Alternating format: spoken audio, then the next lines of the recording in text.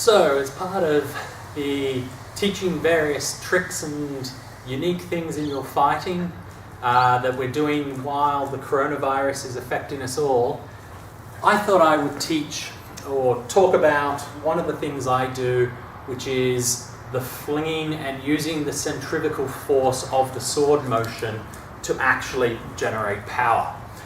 A lot of people and a lot of talks about how they generate power. People talk about rotating and pushing with the shoulder. I teach it all the time. It's a really good way of generating power. But what often happens is when you're in a restricted place, like on your knees, the amount of force you can actually deliver and push with a shoulder rotation is a lot less, which means a lot of people, when they're throwing from their knees, generate a lot less power, and it comes in light and they feel problematic getting themselves into certain positions.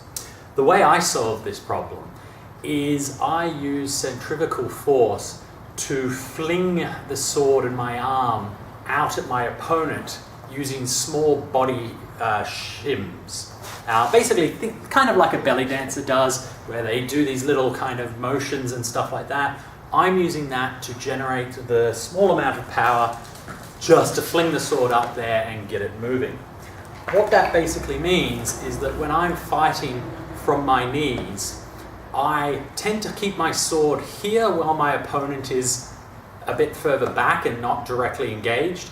If they're coming in for my head, I just swing it forward to give myself a bit of a head block.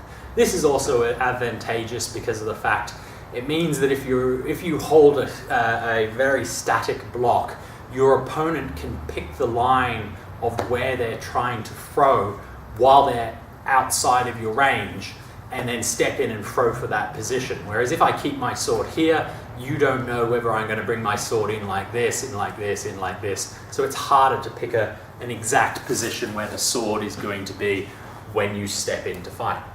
But what this means is that from either this position or this position, I can just drop that sword behind my back, and I have a very easy kind of cartwheely kind of motion, and you can see I can get a little bit of power just by this kind of dipping and rolling of the body to fling that sword up to the position that I want to get it to. And if I want to go across the body, I just do it's kind of like a pendulum motion to get it across the body, which allows me to get into some weird spots. One of the key features of this is I'm not bunching all my power up to throw the shots. It's a very smooth kind of motion because it's not a huge push motion, which means I can change its speed, change its timing, change its location and all the rest really quickly and easily without giving a huge giveaway to it. One of the thought processes in throwing this shot, and the story I've told most often, is the way I think about it is you have a weight at the end of a rope, and you need to get that weight up into a tree to pull down a tree branch, do whatever you want. If you just have that weight in your hand and you throw it, it doesn't go anywhere. The rope pulls it back. It's just not a good way of generating power. However, if you have that item on the end of the rope and you start swinging the rope like so, and then you release it, it will go a lot further because you're generating a lot more power flinging that thing around on the bottom tip. And basically, my shot is the same thing. I'm using this sword and my hand just really loosely, as you can see, two fingers, thumb and forefinger, to just hold it, which means my wrist is not doing a lot of motion. A little bit of body motion keeps that moving, and now I can release it at my opponent. To demonstrate the concept, and one of the things that I do actually train with, and I really don't recommend it for fighting because it's SCA illegal, is this. This is a sword where it's a very short sword, where I've cut the handle off from the blade and attached it by a piece of string.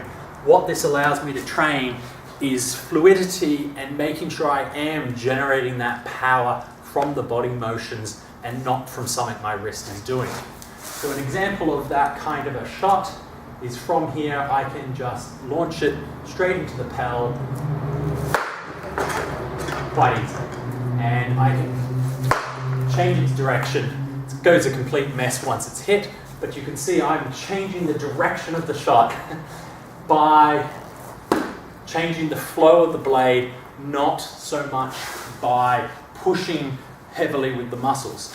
The really great thing about this is this does not let you do sharp turns which will absorb all your force. You have to follow the flow to actually keep the flow going, to actually deliver the blow. Last piece of warning, if you do decide to make one of these things, first few weeks you use it, wear a helmet because you will hit yourself in the back of the head. Anyway, have a good one and I will talk to you later. Bye.